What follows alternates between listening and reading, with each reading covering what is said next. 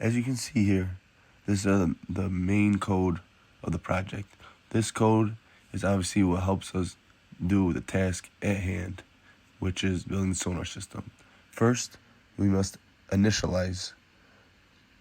And by initializing, it will allow us to see the yellow blinking light, which lets us know it is initialized.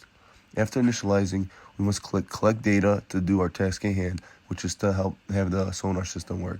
As you can see, red light means nothing in the way, green light means there's some distance in the way of the sonar system. In this case, we were using our hand, moving it through and back. Okay, so next we move on to our MATLAB code. Basically here we try to follow the structure of having a class, defining the properties within that class, having a method section where we have all our functions, which are essentially all the buttons that we used whenever we initialized, collected data, plotted our plot, and so forth. So beginning with our properties, as you see here, we just have all the properties from here to here that we used in the code itself. Basically in here, we're basically collecting our time and distance data. We use TikTok, which is a function within MATLAB to track the time. We have our filter data button, so when we collect the raw data, it's very choppy and it has a lot of noise. Um, it's not that smooth, so we used a Gaussian filter to basically just smooth all the data and make it look very neat and easier to read, basically. And lastly, we have our initialize Arduino button. Once we do all that, we have our design view, which is our actual GUI.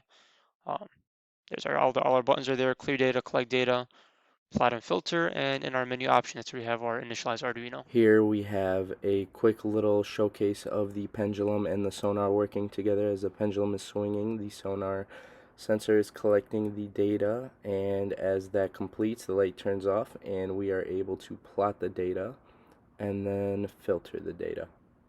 To close out the project video, we're going to talk about the theory of pendulums, where it states that the mass and the angle are not dependent, but the gravitation and the length is dependent.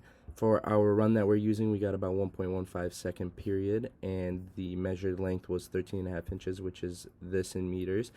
Using this equation to find period with those values, we get about 1.17 seconds, and going to the percent error, we get about 2.14, comparing it to the observed run with the sonar sensor.